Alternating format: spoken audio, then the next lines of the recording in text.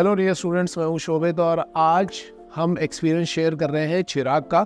तो चिराग, first of all तो तुम अपने बारे में थोड़ा सा इंट्रोडक्शन दो सभी बच्चों को और फिर आगे कंटिन्यू करते हैं। Hi everyone, my name is Chirag. I am from City Capital in Haryana. In my family, apart from my parents, I have two elder sisters, and I completed my 12th and 10th both from Haryana Board of School Education. My PCM aggregate is 73%, and I am sponsored by Fleet Management Shipping Limited. So that's all about. सो अभी तुम्हारा fleet management clear हो गया है, लेकिन तुमने काफ़ी सारा struggle in between face किया है। तो तुमने 12th कब कंप्लीट किया? सर इसी 2023 में। और जब तुम 2023 में कर रहे थे तो तुम्हारा IMCT का रैंक कितना था? सर 1997. 1997। Yes. ठीक है। और PCM परसेंटेज तुम्हारा 73 है। Yes. ठीक है। तो जिस ड्यूरेशन में तुमने IMCT के लिए कुछ प्रिपेयर किया था, मतलब कहीं से कोई कोर्स लिया था, कुछ प्रिपरेशन की थी? नो सर, मैंने कोई कोर्स वगैरह नहीं लिया था. मैंने बस ऐसे ही जैसे IMCT के लिए उस टाइम मेरे पास टाइम बहुत कम बचा था, कुछ 1 महीने का टाइम था. तो मैंने कोर्स वगैरह खरीदना मतलब बेकार ही समझा कि कोई फ़ायदा नहीं, 1 महीने में कोर्स पढ़ाई से बर्बादी होगी. तो ऐसे घर पे मैंने थोड़ी प्रिपरेशन की. एक बार तो मैंने होप ही छोड़ दी कि लाइक भी क्या ही करूँगा, लेकिन नेक्स्ट ईयर ट्राई करूँगा क्योंकि दिसंबर में हो नहीं रहा था इस साल. ठीक है। फिर मेरे पेरेंट्स ने ऐसे कहा बेटा कोई बात नहीं, बट ट्राई तो करके देख, पता चलेगा भी कैसा क्या कुछ चक्कर होता है. तो मैंने अप्लाई कर दिया IMCT के लिए. फिर उसके बाद खुद से प्रिपरेशन किया. मतलब फिर मैंने जब पेपर देखा तो मुझे लगा भी हाँ तो नॉर्मल है, अगर मैं सही से प्रिपेयर करता तो सही रैंक आ जाता और अच्छी रैंक भी ला सकता था। हाँ। फिर उसके बाद जैसे मेरा जब रिजल्ट आया तो उस टाइम पे मैं मुंबई गया हुआ था फ्लीट के मतलब पेपर के लिए. ठीक है। TSR. मतलब उस टाइम में मुझे लगा तो नहीं था कि मेरा हो पाएगा. वहाँ भाई मेरे पेरेंट्स ने ऐसे ही भेजा था कि बेटा कोई नहीं तो करके दे. ठीक है। ठीक है। तो उस टाइम पर जब मेरा आया रिजल्ट, मैंने देखा 1997. मैंने 3 बार देखा कि हाँ 1997 मेरी है या किसी और की है. ठीक है। ठीक है। तो उस टाइम कोई कोर्स वगैरह तो मैंने नहीं आता तो। और उस समय किसके फॉर्म फिलअप किए थे तुमने? मैंने उस टाइम मतलब से पता नहीं था मुझे कंप्रेस वगैरह के भी निकले हुए हैं फॉर्म में. तो जैसे हमारे थोड़े फैमिली फ्रेंड टाइप हैं जा, वो एंग्लो में सेकंड ऑफिसर, तो उन्होंने ही ऐसे लिंक भेजा था. फ्लीट मैनेजमेंट का उस टाइम पे पेपर निकला हुआ था. ठीक है। अगस्त बैच के लिए. तो मैं मतलब बाहर गया हुआ था, तो मेरे पापा का मेरे पास मैसेज आया कि ऐसे ऐसे है तो ट्राई करके देख. तो मैंने उस टाइम पे मना किया. मैं क्योंकि अभी बिल्कुल लास्ट टाइम पे बिल्कुल 21 जून को पेपर हुआ था, याद है 21 जून को. तो बिल्कुल लास्ट टाइम पे आगे उनका पेपर था, फाइनल था. मुझे लगा फाइनल सिलेक्शन कर रहे हैं तो उसमें बिल्कुल ऐसे बिल्कुल परफेक्ट बच्चों को चूज़ करेंगे वो. तो मैंने ऐसे मना किया. तो पापा ने कहा कि बेटा कोई बात नहीं, तो पैसे टेंशन मत ले, मुंबई जाना पड़ता है, हरियाणा से मुंबई जाना आना रहना है सब चलता. तो मैं बोला तो पैसे को टेंशन मत ले, तो कुछ ट्राई करके देख कि कैसा रहता है. तो फिर मैं गया वहाँ पे. तो एग्ज़ाम जैसे मैंने दिया, एग्ज़ाम डे पे ही मेरा फिर एग्ज़ाम ही क्लियर नहीं हुआ था. उस टाइम पे रिटर्न ही नहीं क्लियर हुआ. ओके. उस टाइम पे मेरा थोड़ा मूड वगैरह ऑफ हुआ था. मैंने घर पे बताया तो पहला सब मेरे पास ये था कि बेटा कोई बात नहीं, तो मूड ऑफ मत. ठीक है. मतलब वहाँ पे मैं जैसे मुंबई रहा भी, मेरे ताऊ जी के आना था, जितने भी थे मेरे रिलेटिव सब ने ऐसे कहा कि कोई बात नहीं हुआ, नो प्रॉब्लम, तो बस ऐसे ट्राई किया था. तो ऐसे कर. ठीक है. इसलिए नो. अच्छा देख, मतलब मुझे ऐसा लग रहा है कि PCM परसेंटेज तेरा फिर भी 73 है. जैसे तेरा टैलेंट है उसके हिसाब से थोड़ा और ज़्यादा होना चाहिए था. ठीक है. क्योंकि इन दैट केस क्या हो रहा है कि जैसे आपका PCM परसेंटेज आता है और आप जब एग्ज़ाम देने जाते हो बिना प्रिपरेशन किया, थोड़ी बहुत प्रिपरेशन कर, IMCT की रैंक 1997 आ रही है, इसका मतलब है कि PCM में कुछ ज़्यादा स्कोर करना चाहिए था. तो कुछ उसमें कुछ गड़बड़ हुआ था 12th की प्रिपरेशन में? प्रिपरेशन में गड़बड़ नहीं होता सर. गड़बड़ क्या होता है, एक तो मेरा केमिस्ट्री का पेपर था. तो उस टाइम पे मेरा लास्ट में 10 नंबर का एक क्वेश्चन था, एक वो रह गया था, वो छूट गया. उसके अलावा कुछ क्वेश्चन मुझे खुद से पता थे भी हाँ ये गलत होंगे. उसके बाद मेरा 84 आए उसमें केमिस्ट्री में. ठीक है. उसके बाद फिजिक्स का जो था, फिजिक्स का जितना आता था मैंने सारा सही से किया. उसमें मुझे लगता था भी ठीक ही ठाक आएंगे, तो 74 इसमें आ गए. बट जो मैथ्स का जो चक्कर था, तो उसमें मेरे एक दो दोस्त था, उसने ऐसे ऑप्शनल में ले रखी थी मैथ्स. उसने पूरे साल एक भी क्लास लगाई नहीं थी. 1-2 बस लास्ट में 1-2 क्लास लगाई थी. वो उसका नंबर मेरे पीछे था. उसने कहा भाई प्लीज़ बता दियो, अगर भी मतलब सिर्फ पास कराने जितना करा दियो तू. उसने ऐसे कहा था. तो मैंने कहा कोई बात नहीं तेरा करवा दूंगा. तो उसके करवाने का चक्कर में मेरा थोड़ा बहुत रह गया. अच्छा. मतलब तूने दोस्ती के चक्कर में अपने 12th PCM डाउन कर लिए. उसको 33 आने की भी उम्मीद नहीं थी, उसके 50+ लगा दिए मैंने. चलो अच्छा. लेकिन ये ठीक है, ये तूने लगवा दिया, लेकिन ये सीखने समझने की बात है कि ये हमें वैसे नहीं करना चाहिए. मैं दूसरों चक्कर में वो है जैसे वो भी है। दूसरी बात, वो जो बंदा आगे जाएगा भी, वो तुझे क्या लगता है कि आगे जा करके सर्वाइव कर पाएगा तेरी हेल्प के बाद भी, है ना?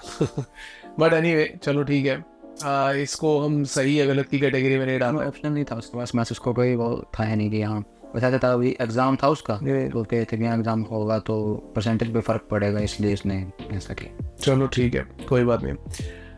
अच्छा, तो अब जैसे तेरा रैंक तो अच्छा आ गया है, एग्जाम भी तूने दे दिए, एंग्लो का एक बार रिटर्न दे करके देख लिया, फ्लीट का भी तूने दे करके देख लिया, फिर तूने लाइफ एक्स में ज्वाइन किया। कैसे ज्वाइन किया, मतलब वो क्या स्टोरी है लाइफ एक्स ज्वाइन करने की? सर जैसे मैंने आपको बताया कि फ्लीट का मैंने एग्ज़ाम दिया था बेस्ट बैच के लिए, तो उस टाइम पे मैंने सब कुछ देखा, कंपटीशन देखा, क्योंकि उस दिन लास्ट था, वो लास्ट हो गया, तब भी 200 से ज़्यादा बच्चे आ रखे थे वहाँ TSR में, 200 से ज़्यादा। और उसमें से भी उन्होंने पेपर में से सिलेक्ट किया था कुछ 80 बच्चे, और उन 80 में से भी कुछ आई थिंक 20 ही बच्चे सिलेक्ट किए थे। तो फिर उस टाइम में मुझे ये हो गया कि भी हाँ, ये सिर्फ कहने की बातें थी कि भी हाँ इसमें तो कंपटीशन कम है, ये सब है, कि बढ़ रहा है इसमें भी। तो मुझे लगा भी मतलब बिना इसके चल ठीक है, पेपर चल मैं निकाल भी देता, बट इंटरव्यू में क्या रहता, वो चक्कर था। इसलिए तो फिर उस टाइम फिर मैं जब घर पे वापस आया तो मैंने सोचा कि एक बार ट्राई, मतलब जितने भी इंस्टीट्यूट्स वगैरह हैं वो देखते हैं।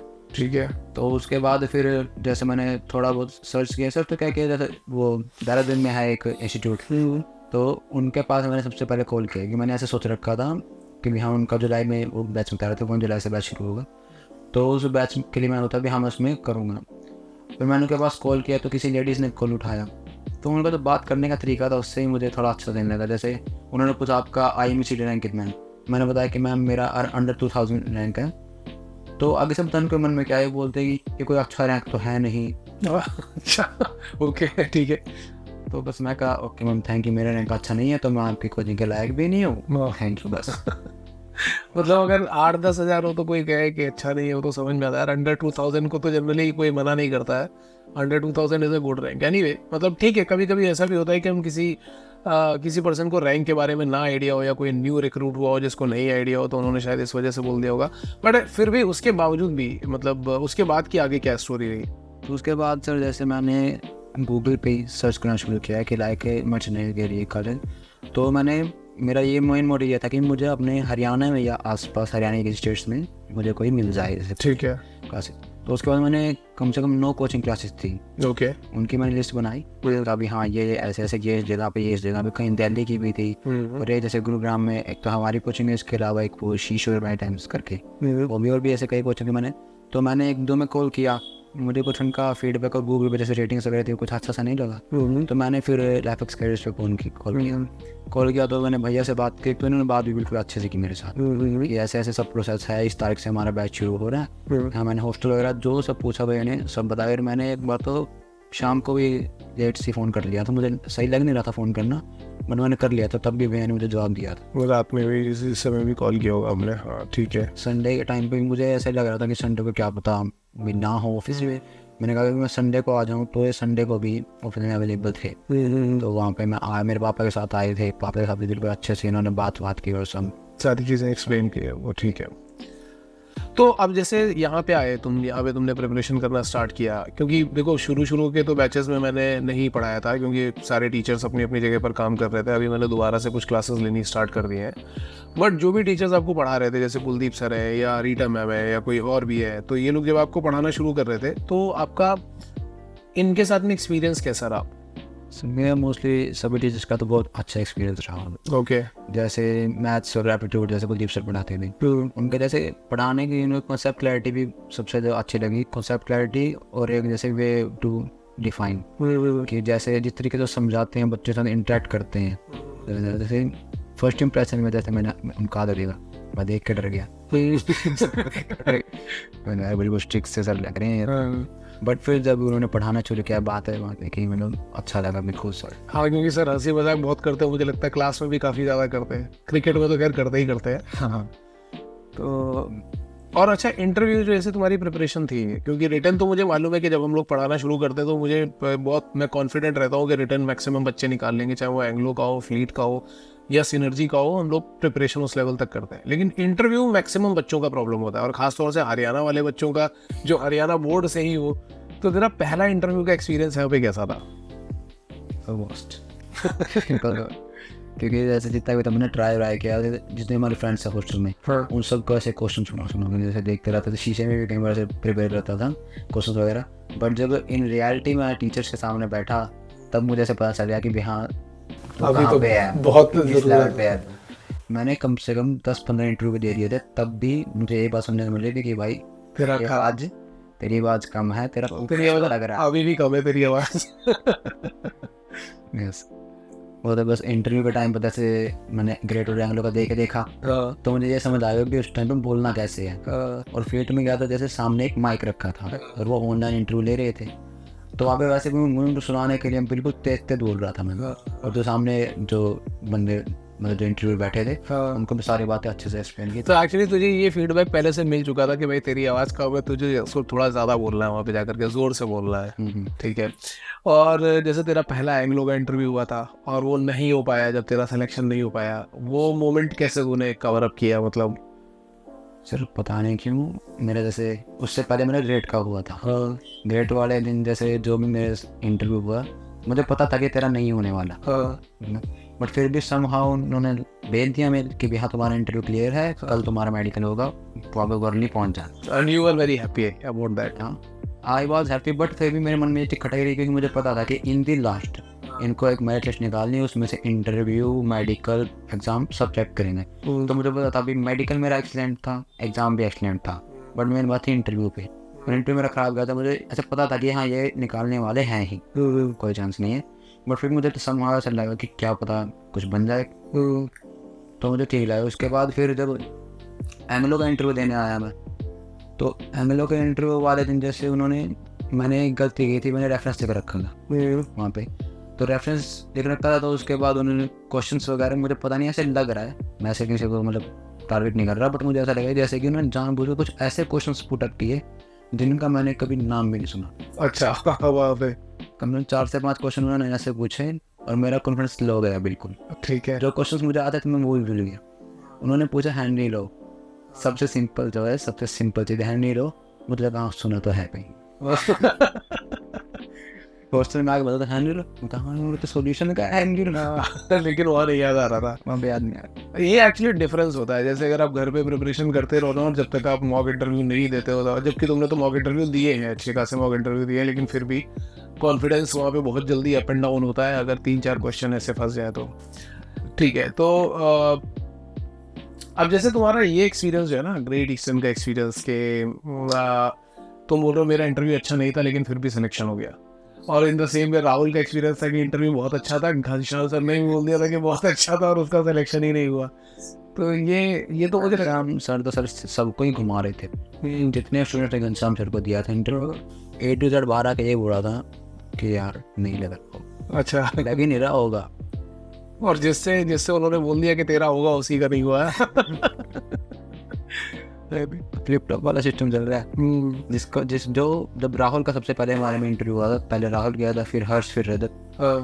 राहुल जब आया, मतलब राहुल से आने से पहले हर्ष और रजत उसके बाद में गए थे, वो दे के भी आ चुके थे, उन दोनों कॉन्फिडेंस बिल्कुल हाई था कि ब्याह हमारा तो होगा ही होगा। अच्छा, और राहुल जब आया कि भाई मेरा तो क्लियर है बस, सर ने बोल ही दिया है मुझे। हाँ सर बिल्कुल अच्छे से बोल रहे थे, और उन्होंने मतलब कुछ बताया था उसमें भी, उन्होंने ऐसा कहा था भी बेस्ट ऑफ लक है, अच्छे तरीके से कहा।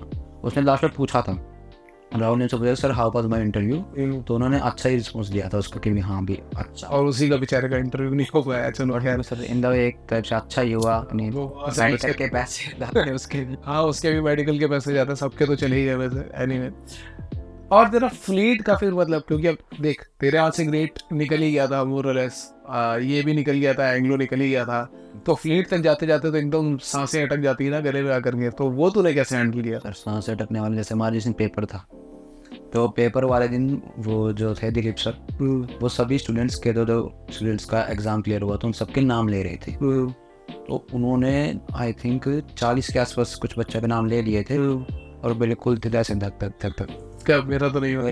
मेरी बिल्कुल 40 तक नाम आए, मेरी खौफ गई। मैं भाई तू तो गया, तेरा नहीं होने वाला। मेरे से पहले सक्षम और प्रशांत, इन दोनों का नाम आ चुका था, और आयुष पाटीदार उसका भी आ गया था, जो एंग्लो में सिलेक्ट हुआ, उसका भी नाम आ गया था। तो मुझे लगा भी तेरा तो नाम गया, तेरा नहीं होने वाला। बट एकदम से मेरा ऐसे मुंह नीचे हुआ, तभी उसने बोला चिराग, मैं सीधा खड़ा, क्योंकि चिराग पूरे हॉल में बैठा ही मैं अकेला था। अच्छा तो तेरा चिराग जल गया उस वक्त। मेरे को अच्छे से लाइट अप हुआ कि भाई हाँ तेरा एग्ज़ाम निकल गया। और इंटरव्यू के लिए फिर कैसा रहा? इंटरव्यू रे सर सही रहा। जैसे इंटरव्यू वाले दिन भी आपको पता है मैंने 3 इंटरव्यूज़ दिए थे। 2 तो आई थिंक रीटा मैम को दिए थे, कीर्ति मैम को भी दिया था मैंने इंटरव्यू। तो उसके बाद तो फिर जब मैं इंटरव्यू देने गया तब वहाँ पे से थोड़ी देर नर्वसनेस तो थी मेरे मन में, बट समहाउ पता नहीं क्या थी, किस मुझे पता नहीं क्या था। उससे एक रात पहले ही मेरे सामने ऐसे यूपीएससी के इंटरव्यू की एक वीडियो आ गई कि भी कैसे उनको ग्रेड करना, कैसे अंदर जाना है, क्या कुछ करना। तो उसके जैसे उन्होंने बताया वैसे मैंने किया। पहले आराम से खड़ा हुआ, उन्होंने बोला कमी, मैं अंदर गया। जाके पहले उन्होंने कहा था पीछे से मुड़ के आराम से गेट बंद करना, फिर जब वो बोले बैठ जाओ, आराम से बैठना, फिर डैश फिट करना, फिर कहना गुड मॉर्निंग। उसके बाद जैसे उन्होंने बताया था उसी तरह से मैंने उनको ग्रीट किया, अच्छे से बात वगैरह सब की।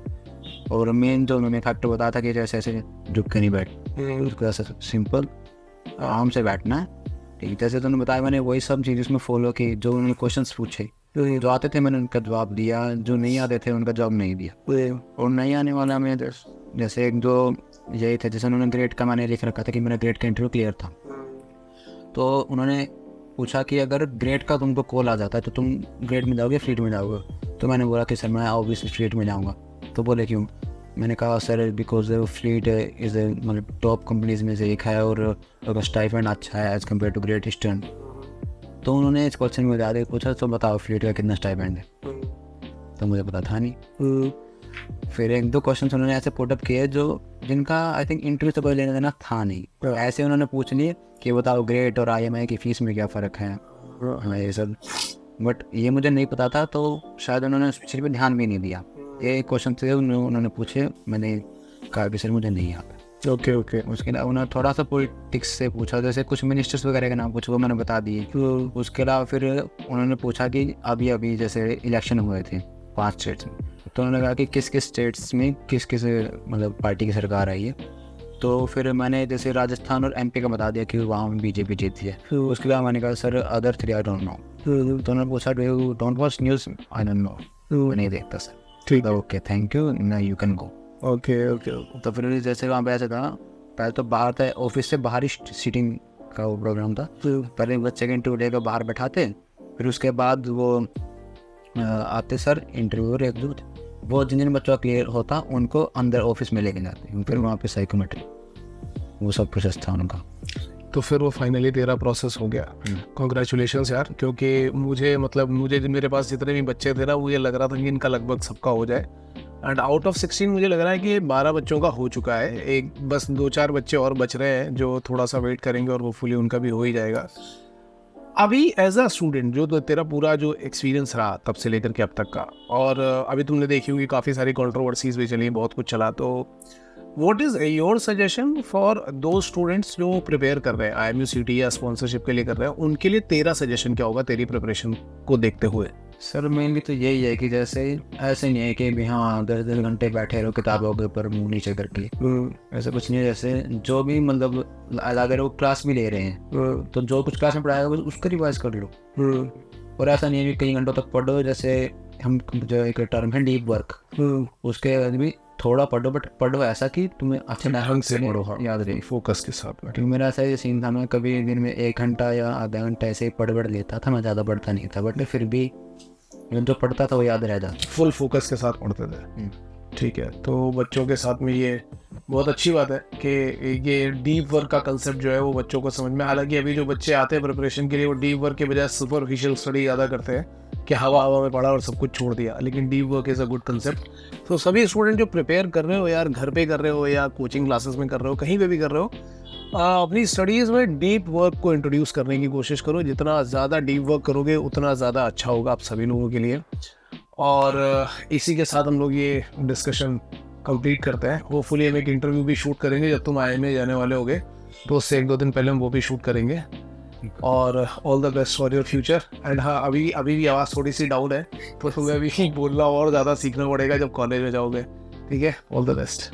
Thank you.